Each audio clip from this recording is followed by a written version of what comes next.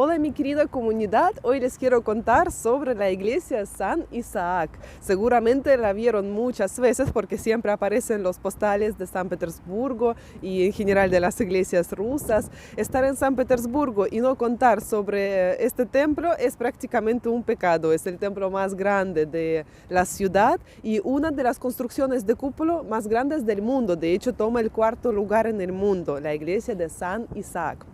Este templo ya es cuarto que se construye en este mismo lugar. En los tiempos de Pedro I, acá se construye el primer templo, era de madera. En verdad, era simplemente una bodega a la que después le agregaron una cúpula, bendijeron y ahí quedó un templo. Y Pedro I incluso se casó allá. Bueno, sabemos que él era una persona muy modesta, muy sencilla.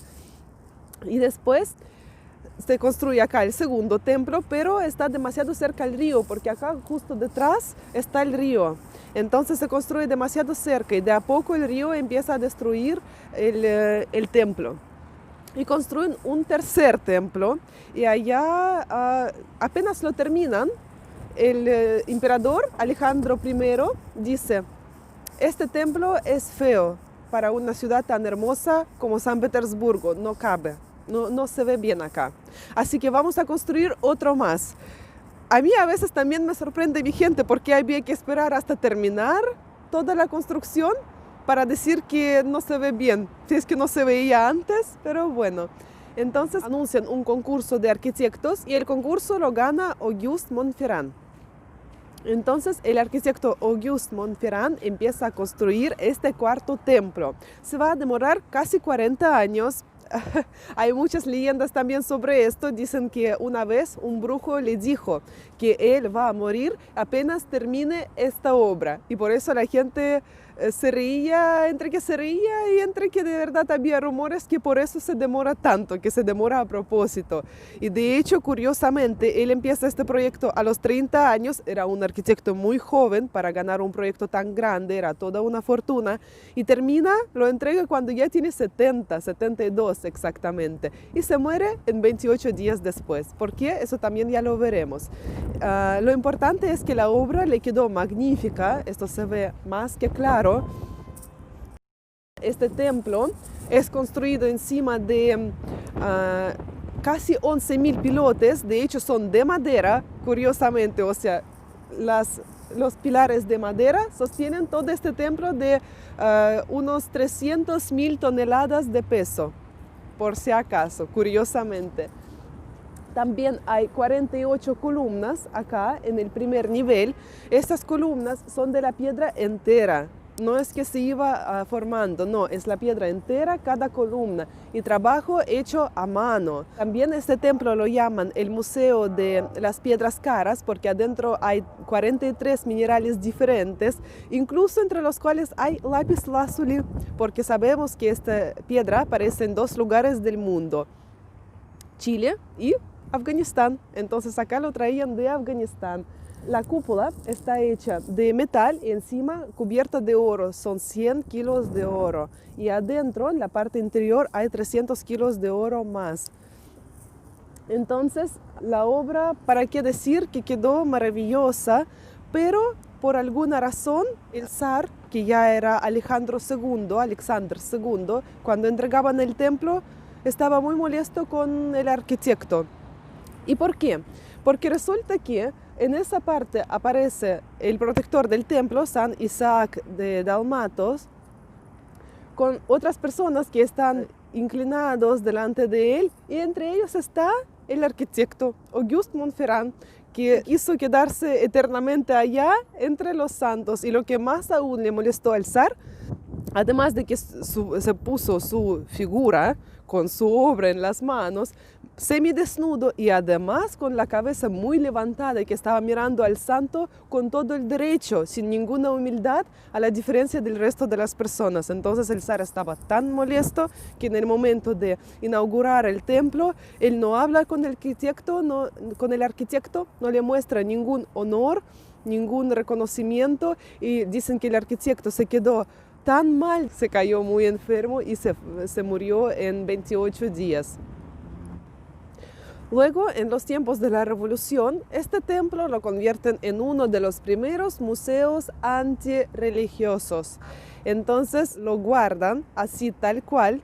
Bueno, primero obviamente sacaron 45 kilos de oro, 2 toneladas de plata y después lo convierten en el museo. Y guardan todo adentro tal cual para poder mostrar a la gente el producto de esclavitud de masas por la religión. Adentro del templo, arriba en la cúpula, siempre había una grande paloma como símbolo de Espíritu Santo en cristianismo. Esta paloma la sacan y ponen un gran péndulo de Foucault, que era uno de los pocos péndulos que habían en este momento en el mundo. Y este péndulo daba vueltas adentro del templo, mostrando a la gente la verdad de la ciencia y no de la religión. Bueno, se escucha muy triste, pero en práctica en este momento se destruían muchísimas iglesias, se explotaban las destruían, no llegaban y las desarmaban, no llegaban y todo de una. Entonces, no sabemos los caminos de Dios. Es bueno que acá hayan hecho este museo, si da lo mismo, pero nos conservaron este templo, no le hicieron nada, porque Rusia en este momento pasaba hambrunas horrorosas, terribles, y adentro hay muchísimas piedras caras, muy caras. Entonces es bueno que no le hicieron nada. Yo veo una providencia divina dentro de esto. Luego hay una historia impresionante de este templo, porque la gloria de Dios no se manifiesta en las piedras caras ni en construcciones gigantes. Sí, con esto mostramos nuestra actitud a Dios, sin duda, pero hay cosas que van mucho más allá de esto.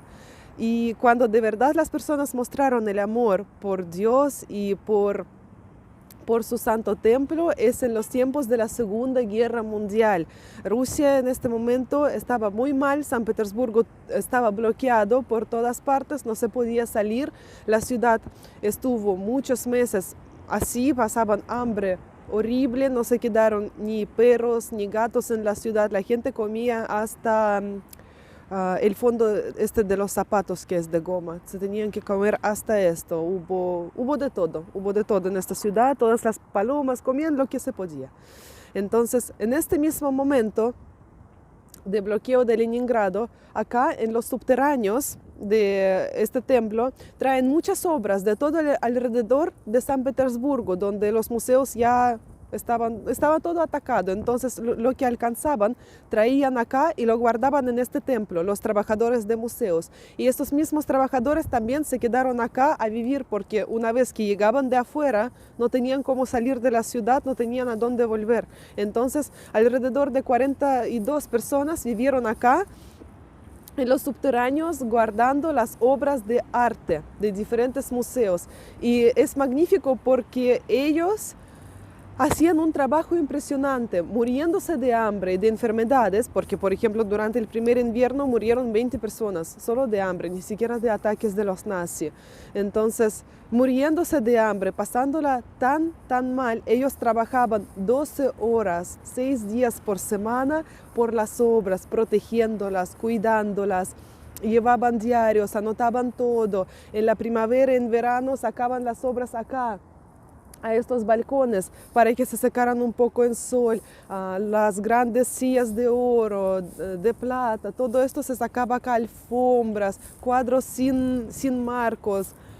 Trataban de guardar todo, hasta llevaban un diario del tiempo del bloqueo y qué es lo que se podría hacer después cuando se saque el bloqueo, como un libro de conmemoración de estos tiempos. O sea, la gente no tenía ninguna duda que iban a ganar, que iban a salir triunfantes de esto. De hecho, por ejemplo, ellos pasaban 6 días trabajando, el séptimo día, el domingo, pasaban todos juntos para que nadie se quedara solo, para evitar los pensamientos malos, como por ejemplo suicidio. Los trabajadores también de acá pintaron toda la cúpula de gris para que los nazis no la iban a destruir. Sin embargo, dicen que tampoco es que la iban a destruir, porque a ellos les servía para ubicarse en la ciudad, esta grande cúpula, así se ubicaban. Entonces no era meta para ellos. Pero sí, varias veces bombardearon por fuera del templo. Este tiempo fue muy difícil y gracias a estas personas nosotros hoy tenemos todas estas grandes obras, tenemos el templo bien cuidado, porque por ejemplo después de invierno, que el templo adentro tenía menos 20 grados, eso también lo sabemos de los diarios que llevaban, cuando todo se descongelaba en la primavera, había mucha humedad, mucha agua, el agua que caía así por las murallas, por los muros adentro del templo. Entonces, solamente gracias a estas personas se guardó como se guardó todo. Después de la guerra, este templo lo empiezan a restaurar por dentro, sobre todo. Empiezan a sacar todas estas obras que nos guardaron los trabajadores de los museos. Y esto lo convierten simplemente en un museo. Después, cuando cae la URSS, este templo sigue siendo museo, pero ya empiezan a renovarse acá los oficios que hasta hoy acá también tenemos. Van a sacar también en los años 90 el péndulo, este péndulo Foucault, porque estaba destruyendo la cúpula. Obviamente la cúpula nunca fue pensada para cosas así. Y devuelven la paloma, el símbolo del Espíritu Santo. Esta paloma tiene 2 metros de ancho junto con las alas, así que es muy grande. Este templo es un gran ejemplo y gran héroe de resistencia, empezando que lo mantienen los pilares de madera y él resiste, y terminando por que resistió el ataque de los nazis cuando le daban golpes, él resistía, no se cayó ni una columna. Entonces pasó frío, pasó vientos, pasó bombardeos, pasó de todo, pero sigue acá. Y por eso también este templo acogió a las personas escogidas por Dios mismo para cuidar su santo templo y para cuidar las grandes, magníficas obras de arte, más de 120.000 obras que nos cuidaron y nos salvaron. No cualquiera puede tener la bendición de hacer una hazaña así. No todos son capaces. Entonces, para nosotros, estas personas son grandes, grandes héroes, porque acá, estando en el bloqueo, muriéndose de hambre, estaban trabajando sin parar. Esta ciudad por eso resistió, por el espíritu de su gente. Los poetas seguían escribiendo, los pintores seguían pintando, los trabajadores de los museos seguían con su trabajo también, las fábricas trabajaban, e incluso la gente hasta jugaba fútbol en los tiempos de bloqueo. También un dato muy interesante, escuchaban la música alemana, los compositores alemanes, para mostrar a los nazis que no los van a romper, no los van a quebrar. Entonces, este templo para nosotros es muy significativo por toda su historia, sobre todo esta última historia del siglo XX. Cuando estén acá, no duden en visitarlo, en verlo por dentro. Muchas gracias y hasta luego.